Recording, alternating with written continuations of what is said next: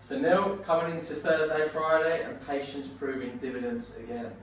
Yeah, I think it's been a non-figure week so far, but we said at the start of the week that we felt come the end of the week it'd be busier, and obviously power speaking, Tuesday moved the markets up, Wednesday up, and obviously overnight we've had a massive move with another 354 dead people, unfortunately, of the coronavirus. Yeah. And coming into Thursday, which we've always said is the busiest day of the week, and of course we have CPI out in the USA. Yeah, it seems like a current theme in the last few weeks with the equity sort of rallying Monday to Wednesday, and then... Yeah, what we're on 8 weeks now of gold rally on a Friday, one of your favourite contracts. And also I said today for the patience is that from this morning when that news came out, which was about 3 o'clock this morning, and obviously another 20,000 cases, you would not buy the indices on that. And last night, as you pointed out, the gold and the bond markets are all saying something was up. Yeah. Even though S&P and Dow were making all-time highs. Gold wasn't moving. Gold wasn't moving. Yeah. So again, if we go on to CPI, which is out in an hour's time, CPI is different because it's the main inflation figure that the Fed looks at. Right. So we can look at this two ways. Powell would have known what that figure was, obviously speaking, Tuesday, Wednesday. He didn't mention it. However, he did mention certain things, and the consumer price index shows you how much money you've got in your wallet, basically, in the basic version. So the higher it is, the more inflation is. So it's the opposite to every other figure apart from PPI, consumer price index, in that the higher it is bad for equities and bad for bonds. FX, indecisive. Yeah. So what do we tell us about inflation at the moment? The one thing that is down this year is oil, and that will affect it. So we're not looking at a too high a figure. We saw that on German CPI this morning, it was down, and probably kept the DAX up until about 9 o'clock when it got absolutely spanked. Yeah. Which helped your position, obviously. Yeah. So today we've got the obviously news up there. We're looking at 0.2 CPI and core 0.2. So I'd say if we look at it, anything 0.3, 0.4, we're looking probably to sell the indices more. Yeah.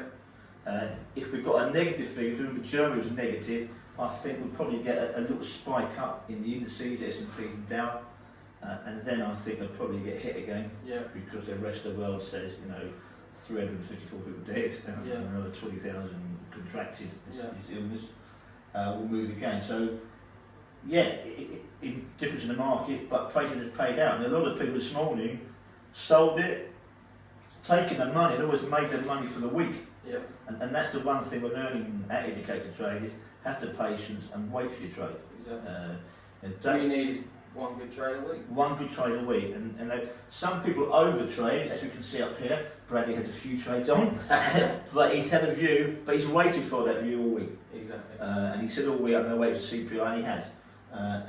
Today people who went short on the cash open, FTSE, 90 tick straight line, Eurostoxx 50 tick straight line. DAX hovered around a bit, probably because of CPI, but that was the trade of the week. Everything else has been bitting. A lot of people struggled and had trades on making nothing. Yeah. And we said all along, and one thing we hope to teach people, Educated Trade, no trade is a position anyway. Yeah. Exactly. And the idea here is that we're helping people to lose less money, and in theory, when the news comes out, react to it, and don't wait. I mean, gold's come back a bit today, and we said all along this morning, if it breaks 1,580, we expect stops there, and that might happen on CPI. This afternoon. So, we've got, and tomorrow we've got Euro GDP, another big figure, 10 o'clock. So that could have been the two trades of the week, would have been this morning on the coronavirus.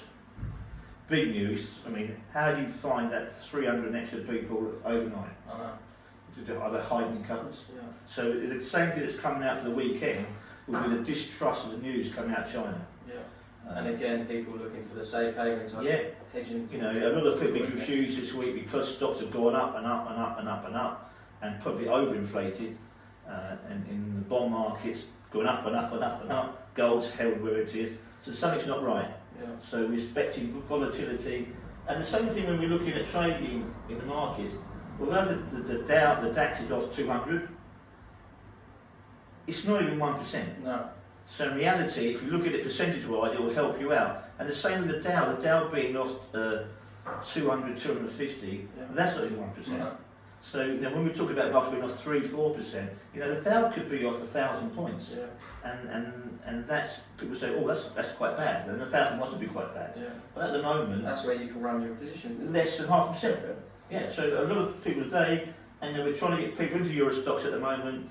We're doing 4 tick stops, and they sold this morning on the opening. Was it 38, 36, 38, and they managed to take 40 ticks out of it. 4 tick stops, 40 ticks profit. Great. Doesn't take great result, and nice to see that they're doing it now. But we need the market to give us that variables, that ranges, That's the patience. and that's the patience. So like yourself, I've hardly traded this week. I traded today. You've hardly traded today, and it's paid off. Yeah. Patience has paid off. Exactly. No. Cheers for that insight, Neil, and we look forward to CPI coming up.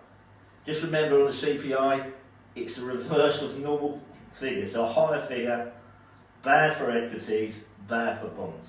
Yeah, a lower figure the opposite. Yeah. Cheers, Neil.